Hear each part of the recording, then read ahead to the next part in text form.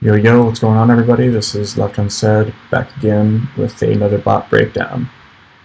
I'm not going to go too much introduction this time, but I really do want to spend some more time on the sound design and like different arrangement ideas and the sounds themselves. I kept all the original patches for the most part.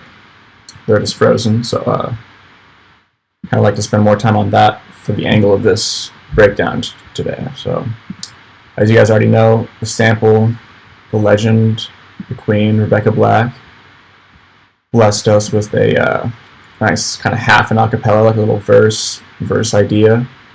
I'm not gonna lie, I did spend a lot of time not only on this project, but I made a few other ones kind of based around this vocal. Some of them, like the first one was kind of like future bassy, like chords, leads, stuff like that. The next one I tried with like drum and bass. Didn't really like either of them that much. But then I kind of settled on this idea. I pulled up, so I use a bunch of like racks that I just save over the years, instruments racks right here. So I kind of just split up basses, leads, and I just love having those as a starting point, so I can just pull up some kind of lead that I like, that I've used before, and then usually I'll just change some settings, change like the signal that's coming in, maybe the synth itself, some of the processing, all that stuff. And that's kind of how I got this flute lead. I just found a Serum flute. And we'll get into all this in a sec. I'm just kind of going over the initial idea. And I just found this kind of like flute reminded me of like classic trap. Like a lot of people use like, you know, that kind of airy, distorted flute tone for the drop. And I haven't heard a good tune like that in quite a while, so I kind of rolled with it and had a cool method for coming up with the melody. And it got to the point where I really am probably going to end up getting original vocals on this and actually releasing it as kind of a lead single at some point. So, but for now, it's a good start in a good position for the bop. It's not quite done. I kind of still intend on structuring out this last half more, but the first half is definitely solid. So yeah, let's get into it. Obviously the vocal already was processed. It was super compressed already, as you can kind of see. Like this is just from dragging it in, a lot of reverb on it. So I didn't add too much. I just ran it through auto-tune. Also, first of all, I'm pretty sure her intended reference for this vocal was in G major, and I wanted to do a minor key, and usually that's fine, but sometimes the root of the vocal melody centers around the major interval as opposed to the minor. So I just transposed it down 3 to fit in my C# harmonic minor scale that I ended up using. And I just did that same thing there. I probably could have clicked harmonic on here. Probably should have done that, but I didn't really want it to mess up her original tuning. It was just some of the notes I kind of liked it sounding better with a heavier auto tune. So that's the only reason for that. And then just low cutting, kind of standard vocal EQ, kind of getting out some of the harshness there.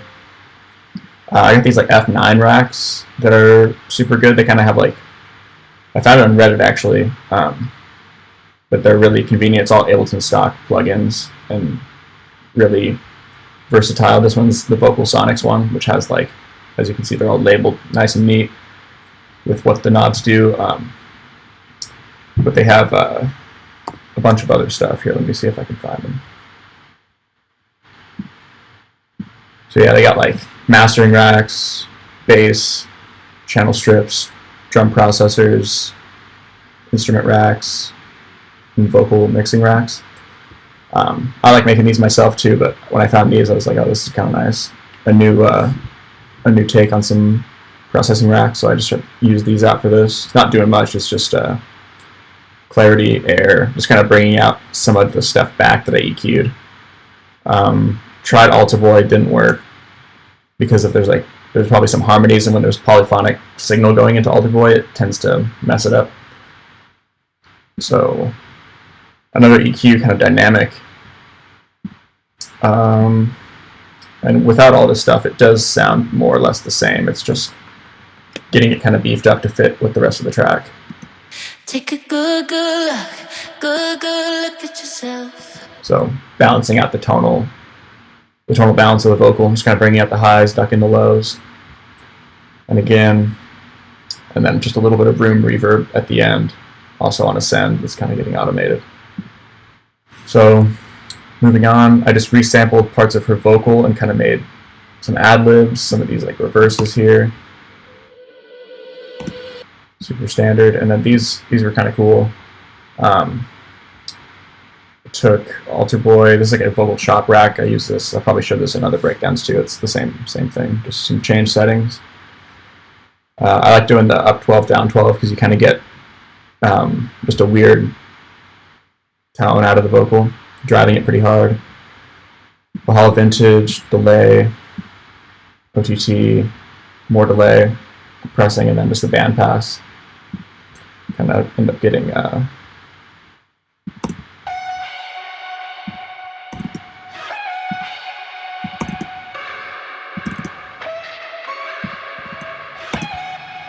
yeah, just kind of a good, standard accent mark to the lead melody. It kind of, you can see it hits in the spaces here. So like she stops and then that hits.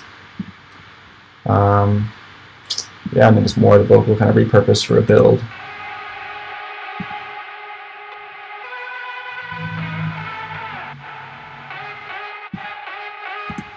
Just chops.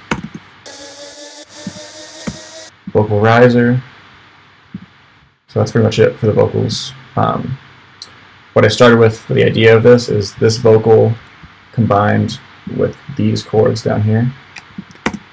Take a good look at yourself. Do you like it when you look at yourself? And I really liked how that flowed. It sounds, reminiscent of a kind of Bitbird style / dark but happy, but somewhere in the middle. And the reason you get that is because it's in harmonic minor. If I go in the notes here, we get the standard 1 minor, and these are all just third intervals. So I usually do like, root 3 5, and then this specific patch sounded better without the 5, because really all you need in a chord is a root and 1 interval above it, or below it for that matter, but just anything more than 1 note. And I liked this long distance, the openness of the full octave range in between the root and the higher third.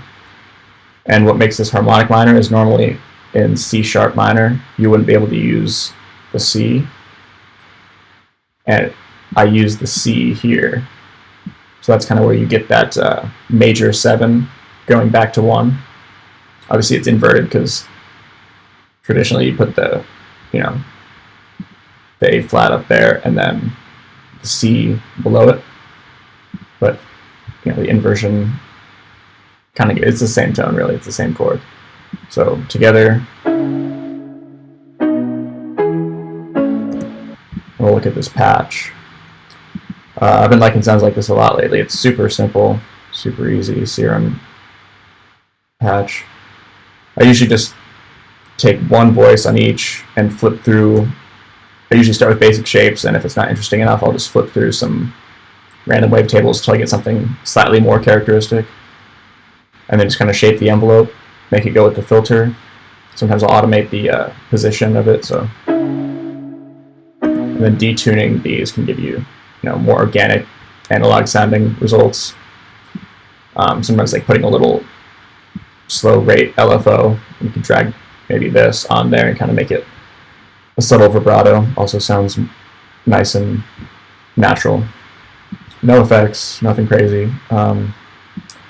It just goes, I prefer to do most of effects outside of Serum. Some other synths have really good built-in effects, but Serums aren't necessarily my favorite except for the filters. But Altar Boy, just going up, very minimal, mostly dry, just a little bit of wet. So let's take all this stuff off.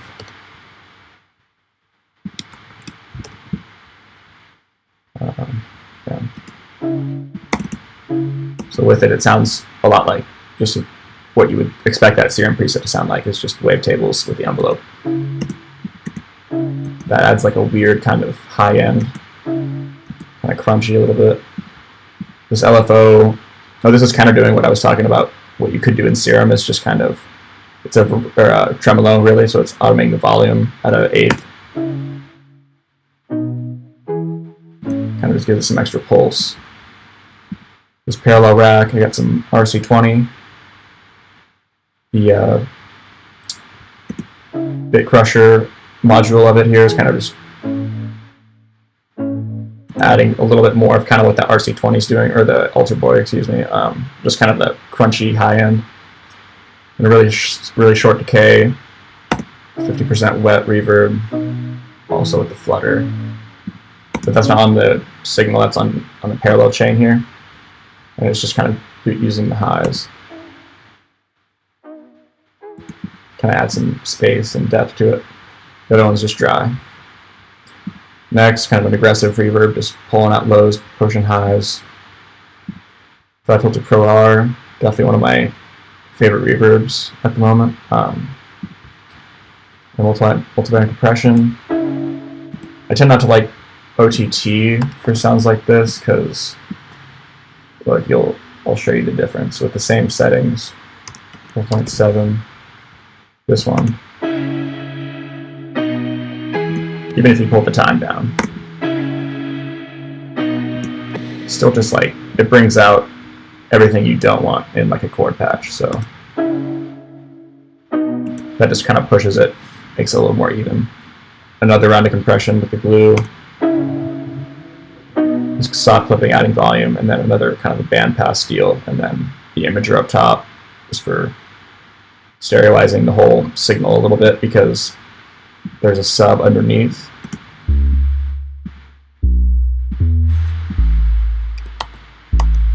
Let me see if I can go back to freezing this.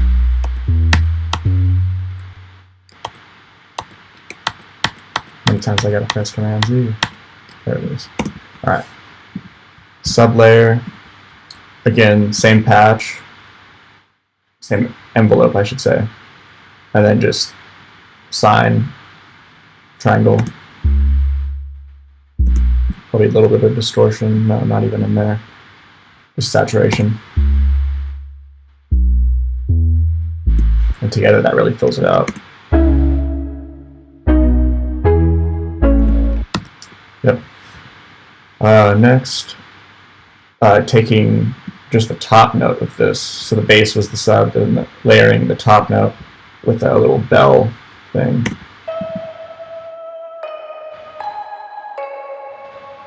Just a Serum preset. I don't even think I made it. It's just a bell preset from somewhere. Kind of the same RC20 multiband bandpass. All together you get a little resample reverse. Again here. I probably found a cool preset in Baauer the Delay, which has those like reverse pitch settings that are really fun to mess with. That's not getting used. Yeah, that's it for the intro. The next kind of goes into this pre-chorus slash build.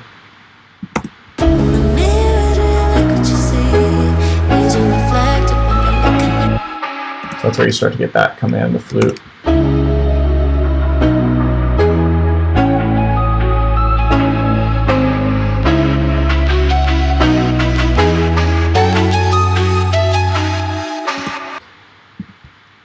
And it definitely grows. You can hear like some of the automation that's happening in some of these patches. So this is a Iris patch. My roommate has Iris, and he's always told me to get it. I always just thought that I have Omnisphere, and it's kind of the same deal, but with way more sound. So I was like, I'll just stick with that. But it was free the other day, as I'm sure a lot of you know. So decided to cop, flip through some of the sounds. I found this super nice, organic sounding kind of pad, this nice garden pad. Kind of like it matches the tone as the rest of the song. It's kind of the sine wave, fluty sound.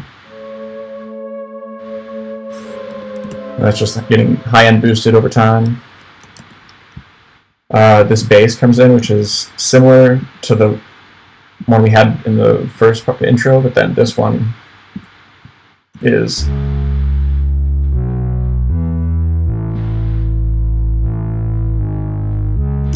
it has a fifth on top, so sub, octave down, and then added the fifth saw wave on top of this. kind of a different envelope, more slower attack, longer release, kind of just makes it more wavy as opposed to the tight pluck that was here.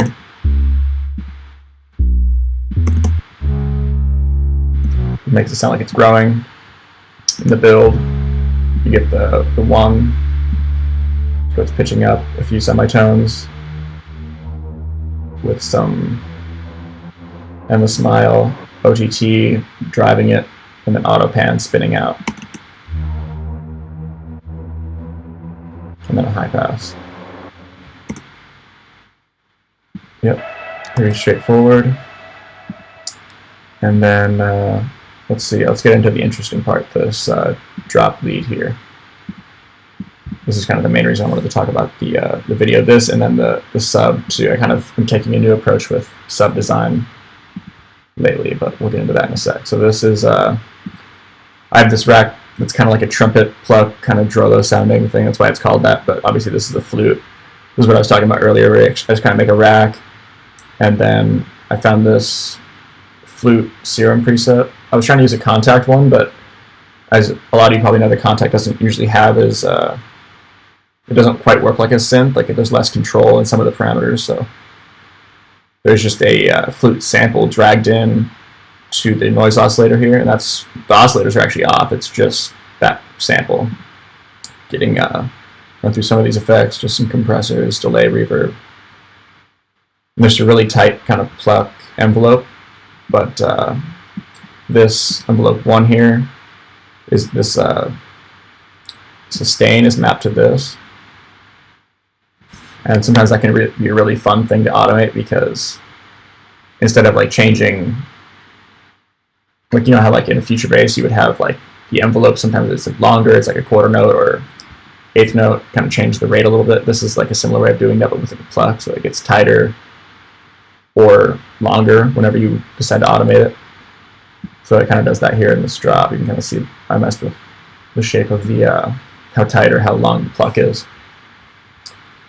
Then the glide time is also mapped to both of these, and pitch bend is mapped to both of these. So you can see kind of the automation here. We have this utility, volume, messing with the warp, EQ. I do have a transient shaper somewhere towards the end of the chain, probably. But yeah, what makes this, because normally without any of these effects, let me mute all of this stuff. Jeez.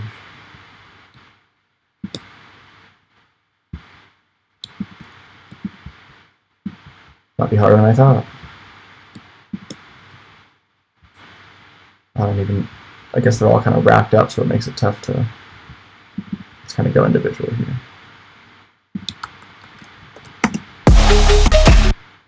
So without any of this stuff,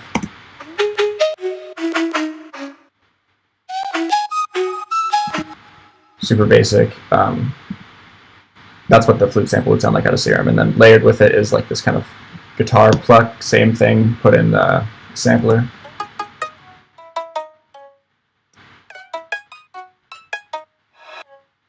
Kind of gives it that weird detuned, also it's more of an attack, whereas this one doesn't have much of attack. So that takes the attack, and then when saturated, distorted, compressed, transient shape together, you get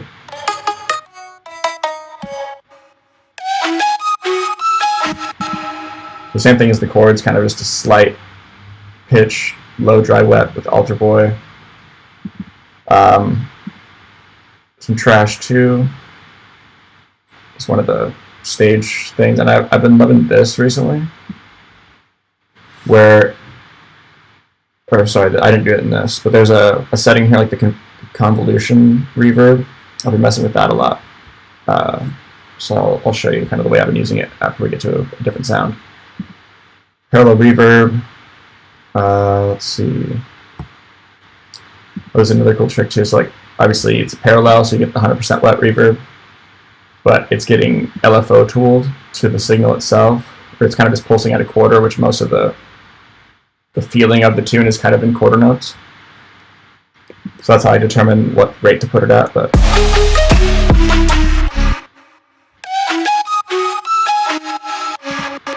so you can hear like without it.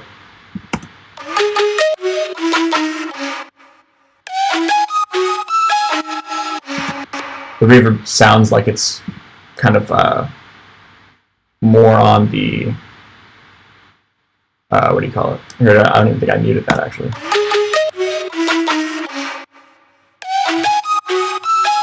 Yeah, there you go, like in that part, because it gets ducked down here, but over there you can hear it start to get cluttered, but this gives it more of a rhythm in the reverb, kind of like similar to sidechaining Ascend or something.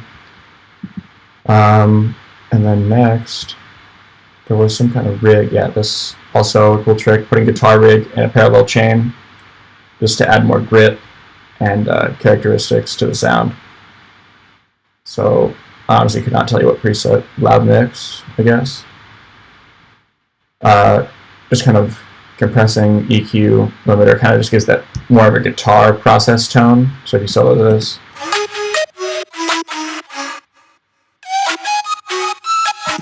mixed with erosion and that sharp high pass there, it just really brings out the high end and fills it out. So it can, because really this is the only thing that plays with the drums in the sub for the most part in the drop. So it had to be pretty thick, you know what I'm saying?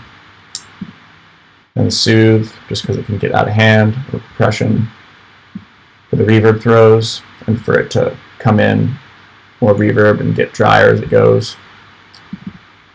Some automating EQ, some filtering. This transient enhance, preset and drum bus, boosting the highs.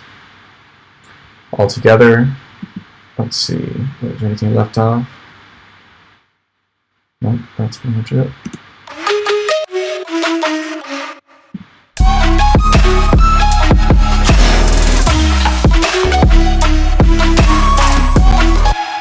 Yeah. So let's get into some of the effects. As you can see, like the drop synths, that's it. That's the drop synth. There's like some chords that come in here later, and then the second drop part that still needs to be kind of worked out. But for now, that's it.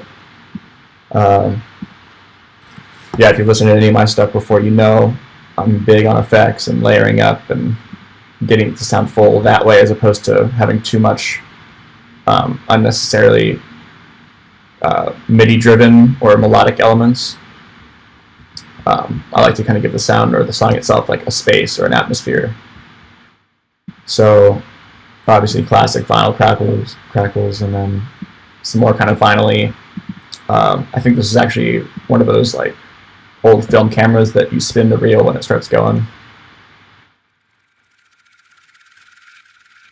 Just reverse, frequency shifted, delayed out.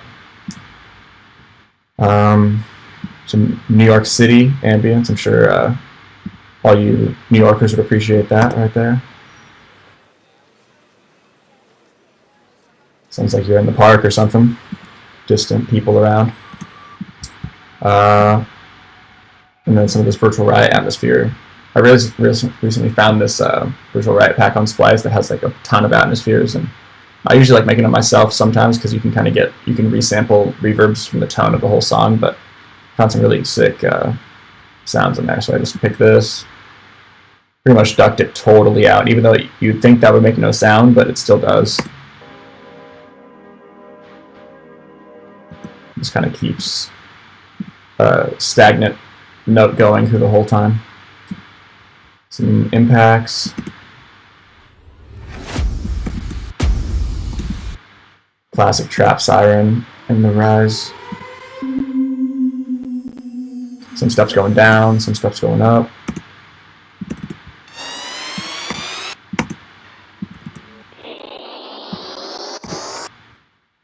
Yep.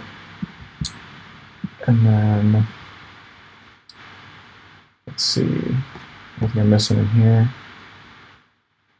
Nope. So let's get into the drums a little bit. Starts with kind of just like that clock tick. Also kind of cheesy, but I like it. Kind of fuck with it a little bit. I put this, I have this -12 semitones quick delay preset that I made. Kind of just drops it an octave, has some spray, and just about 50% dry wet. So you're kind of treating it like a Haas effect, but with grain delay, and it's down an octave. So you can hear that low kind of section of it's spread out super wide. Little redux, frequency shifter, just carving out the frequencies. Like for most of my songs, I don't really start with full highs or full lows ever. It's kind of just, usually about 60 to 80% until you get to the drop, and then you kind of give them the full, 0 to 20K range. Not too many drums otherwise, just the snare build-up loop that's getting filtered in. It's basically just that and the clock tick, and then this cool kind of water bottle sound that I probably put more grain delay on and reverb and stuff. So the drop drums, originally I had kind of a trap snare, but it wasn't quite cutting through the way I intended for it to, because it's kind of a stompy, big kind of club track, So I kind of wanted it to carry a lot of weight. So the kick just has a hat layer, and what I end up doing instead of a snare is just put a kick on the snare, and just don't have as many sharp or full spectrum snares. It's kind of more of this, it feels like it's there, but really it's mostly the kick doing the work. The kick here, just some gating. There's this weird click happening. I don't know if you hear that click after. I probably could have just faded each one of those, but definitely lazy. So there you go. Works for me. And then drum bus, just boosting the transients, giving some saturation out of it. So if I solo the drums, the clap, it's kind of like a wood tone. And then these pre-shifted, super filtered, but it just kind of adds that necessary movement. Also, this medicine loop, that's what's giving it the high end altogether.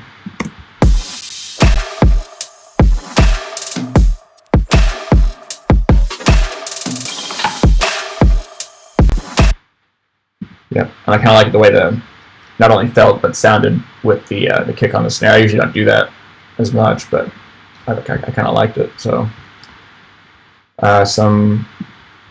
this is Son Holo Cymatics drum loop. Fit pretty nicely for what I wanted. I kind of wanted that. It's usually tough when there's a snare kind of built into a cymbal loop. I usually don't like that, but this one actually worked. Because the way he's got the clap shifted kind of before it is really all I needed. This whole group's actually getting sidechained to the trigger kick, so when those kicks hit, it's kind of getting ducked anyways, so that the snare didn't matter as much.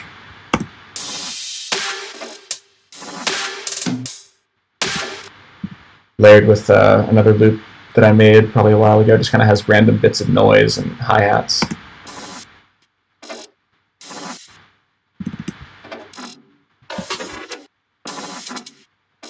Probably had it in a different song and just ended up chopping it up using bits and pieces of it.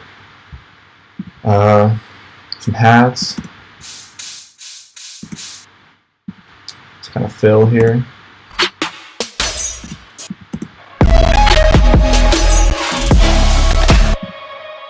Yeah, sorry if it starts to lag. I don't know. I might have to freeze up that main patch. Another perk loop of mine.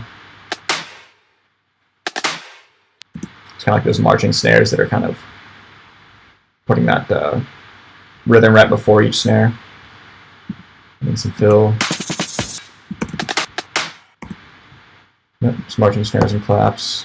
Gotta love those. Anyway, yep, let's get to that sub. That's honestly my favorite part about it, that and the flute. So, although I am probably going to need to freeze this, unfortunately. But while I'm freezing this, let's see. Yeah, so as far as the sub goes, I don't know if you guys saw that Mr. Bill video. I think someone in the Discord posted it. He was just talking about how Copycat, one of his friends, ended up showing him a new way to kind of create a sub without using as much distortion. Because I usually like just a good saturated sub. Sometimes I'll compress it even. but after watching the video, you can kind of see on that spectrum how it can actually damage the overall quality of your sub, because really you just want perceived loudness over time is the point that he was making, which I thought was interesting, because obviously you can super destroy, like, that's why you'd cut your frequencies out of a sound you make, all your low end, just so you can make a clean sub. That's why you'd be doing it, is because you're distorting it, compressing it so much to the point where the sub isn't really viable anymore. So I thought it was just an interesting take to see that there's ways to avoid that by just adding your harmonics in selectively. So that's kind of what I did here. And this is also kind of another insane rack, but we'll get through it. So together, and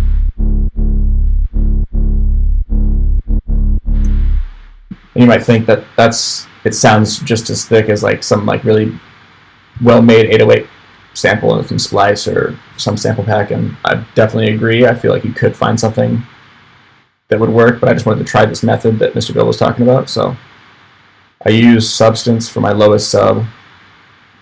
It's just a preset that I just changed the envelopes on. It's called this like Alias 808, and all I did was just take the sustain. Yeah, I took the sustains all the way down on all of them, so you kind of get more of a pluck.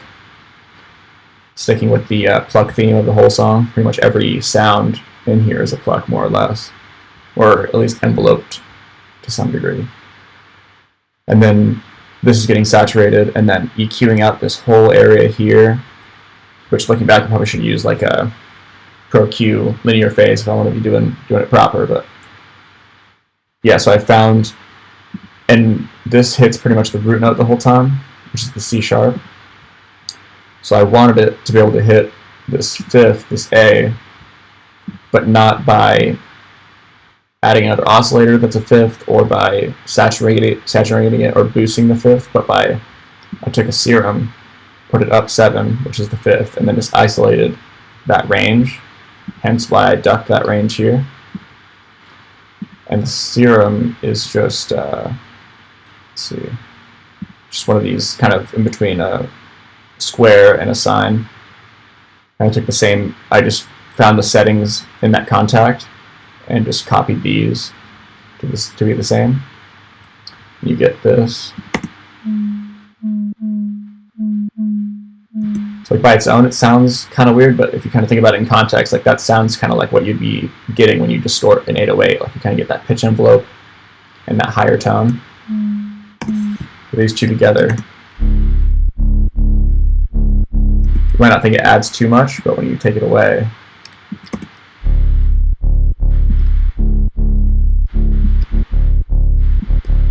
like that's a huge difference in my opinion. That's kind of like, it sounds like it's even distorted without distorting it, which I thought was super sick. So that's kind of when I caught on to what Mr. Bill was talking about. And I took it a step further and kind of made my own top end. Because I kind of wanted it to have kind of a brassy sound. So I took some kind of brassy sounding wavetable and put it just high pass and low pass, just kind of ducking out some of the mids here, because there's already plenty of mids in this whole setup. And I'm running it through this phase 48. Kind of gives it a brass characteristic on the top end. So together.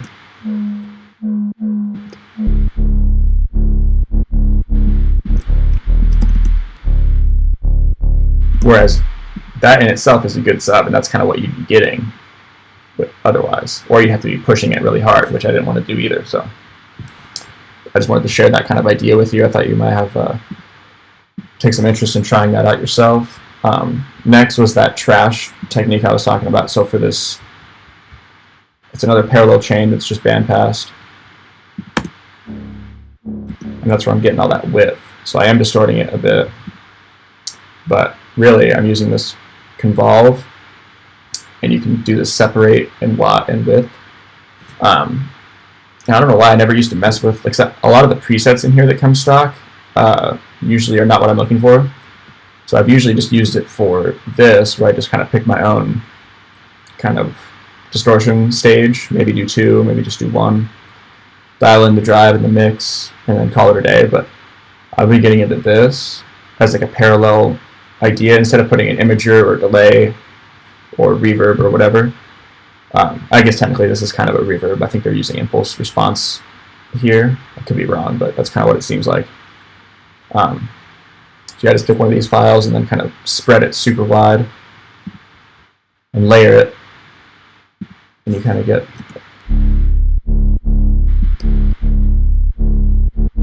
just slowly but surely, incrementally adding interest and depth to the sound. More multiband compression, and then driving it super hard with this glue.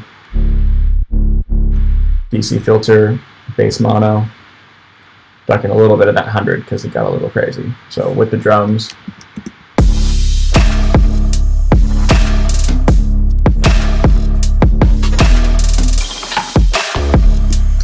I thought that was knocking. So that's pretty much what I left it with. That was it. Just the trumpet, the flute lead, and then also it's just some vocals in here, kind of adding just like chants. I really fucked with this. I don't even know what this is from, but Mighty Beats chant. I love the sound of that. I thought that was cool. And then some breaths, reverses. Some more Rebecca Black. Yeah, that's pretty much it for the first drop, and then I have these flumish chords coming in, or that's what I call them at least.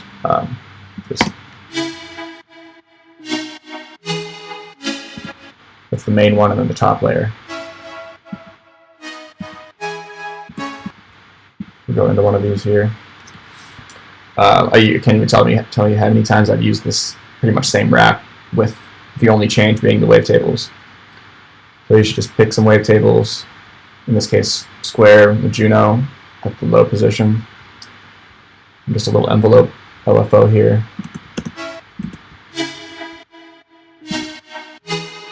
Hyperdimension, multiband.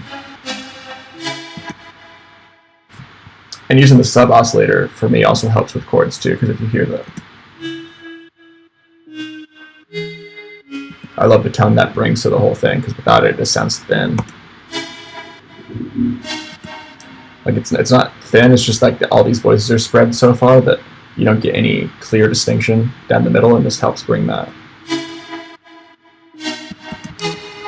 So yeah, I thought that was cool. And then just, you know, a lot of this track is kind of low pass. Most elements are low pass. I've just noticed over time a lot of the songs that I've done seem to have problems with them being too bright, just because I mix in headphones 9 times out of 10.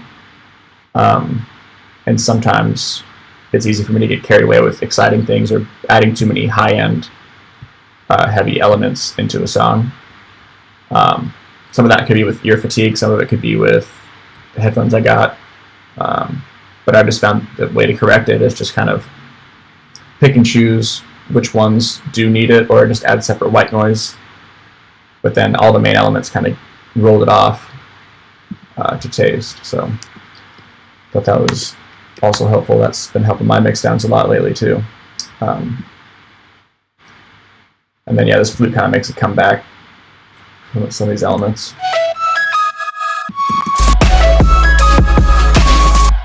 Yeah, and I was going to talk about how I got this melody. This is actually probably the most interesting experiment. So I don't know, you guys know about the, you could take MIDI out of the drum loop. So if I had a drum loop in audio, all I had to do is, like what I ended up doing was search break. And not even because I was trying to do this, but just because I wanted a break, but I didn't want the sounds, or the actual drum itself, so I was going to cut the break up and then add my own drums in to kind of make my own break. Let's see if I can just find any break, whatever.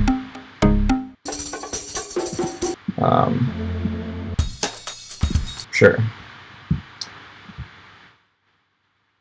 Oh, that was a MIDI track, my bad. So yeah, all I did was do, I can't remember which one I ended up doing. One of these though. It wasn't the slice, it was convert, I think it was convert melody, because I just got one note. Yeah. Oh, that didn't work too good, did it? Here, it's on repitch. Let's put it on beats. Do this, which is what I did for the actual And let's double time this and try this again.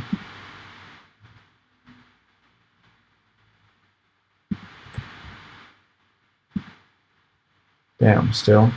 Anyway, the break that I can't remember which break I picked, but the break that I got, it was kind of swung. As you can see, this one might be too, like some of it's slightly off the grid, and the velocity gets automatically kind of positioned in a more humanistic way.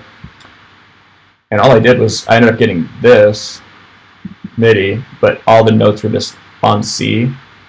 So I shifted it up one to C sharp because that's the root note. And I kind of liked what I had. All I had to do was cut out some of the space where I wanted there to be space. And went from there. I just kind of made some kind of, just started fucking with melody writing.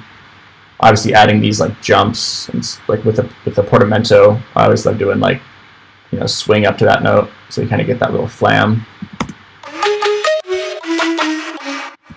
But as you can see, like a lot of these notes are off the grid entirely. The whole sound itself was kind of late. So I thought that was nice too. I didn't really have to, because I usually like going in there and spending time to shift each note around, but this was already kind of done for me, so I might keep trying out this technique and see what other cool stuff I can get from it. And obviously just shifting some notes up an octave just brings that wild kind of characteristic to it. So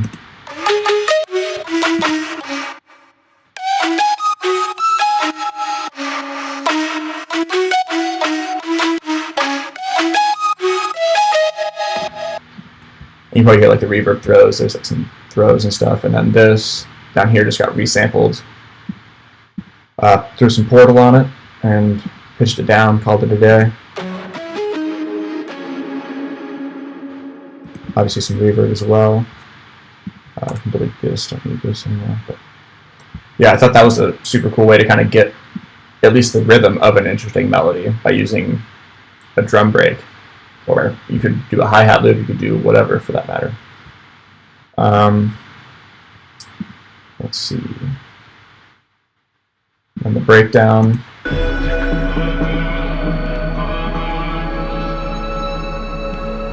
Just kind of some more of that sine wave chord. Atmospheres, random stuff, a lot, pretty heavy on the effects. Just that pad.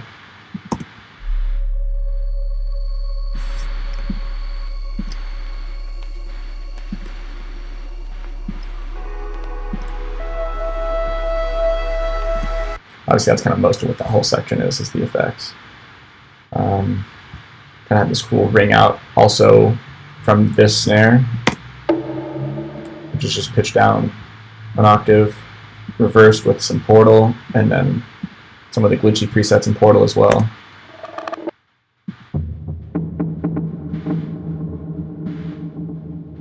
I thought that sounded kind of like a granular orchestral tom roll or something, so I kind of like that and kept it there. Kind of a nice exhaust to the track. Yeah, I'm trying to think of anything else super cool or noteworthy. I'm getting the second drop. The second drop isn't quite done yet. I still want to mess with the flow and make it a little more streamlined. It just seems kind of like a different idea.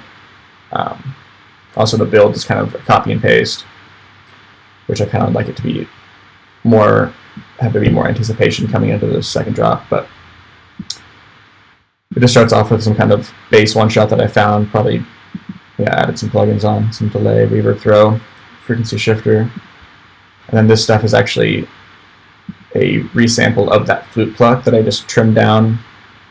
As you can see, each of these notes are kind of late, kind of like the sample was, and I just put heavy amounts of trash, transient shaper, vocoder, disperser, and probably some other stuff in EQ, but that's pretty much it. And then I kind of got, and then it goes into the,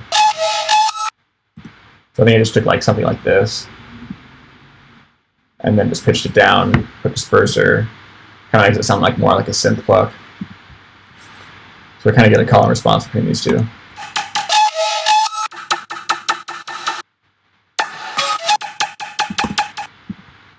Yeah. Kind of want to switch up a second drop. Like I said, still not done. Still kind of want to structure it out too. Kind of want to go back to this first drop melody because it kind of sounds weird when it only happens once. I'd like for that to kind of be maybe the post-chorus of the second drop here. Let's see, anything else noteworthy? The drum processing is just my standard parallel saturator. It's Pro Q, again rolling off lows and highs.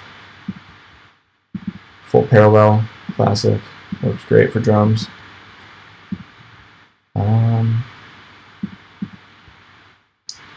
Going to mastering, it's really nothing special.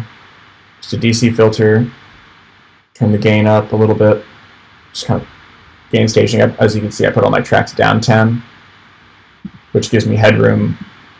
Like I can probably go all the way up to 10 on this and have it be similar to a level. That's like my starting point. And I usually go down to compensate. I usually don't need to go up because I usually mix pretty loud anyways. And most of the tracks are turned down around 5 or 6 to start with, which is guaranteed headroom basically. I just find it makes it easier to mix that way instead of like going through at the end and going through groups or individual channels at a time and start doing the volume. I kind of just do that as I go, and then I have another opportunity to do it on my groups, and then again on the master stage. So I find just having multiple ways to gain stage by the time you're done makes it just come out cleaner. Flush and resin curve. I just find it kind of brings out what's good in most songs. I think that has something to do with the cymatics or the psychology of how your brain perceives audio. Again, the 240 hertz roll off of the side information. So kind of that mid-side EQ just helps keep the low end nice and clean in mono. Imager that only is on in the drop, just very subtle. Pushing some of that, because that flute sound originally was kind of mono, so I just had to do some stages along the way to help amp it up. If I turn this off, you'll probably hear a subtle difference.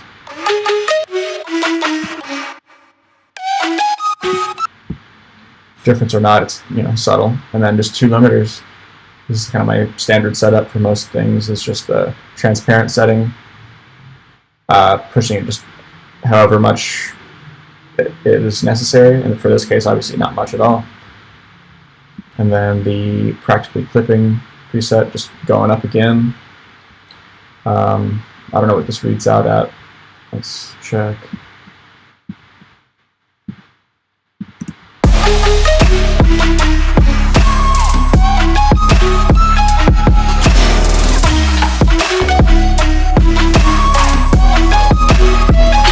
Like -7, -8. That's good enough for me. Could easily just get louder by pushing this. That's really all it takes. So yeah, that's pretty much it. Hope you guys enjoyed the breakdown.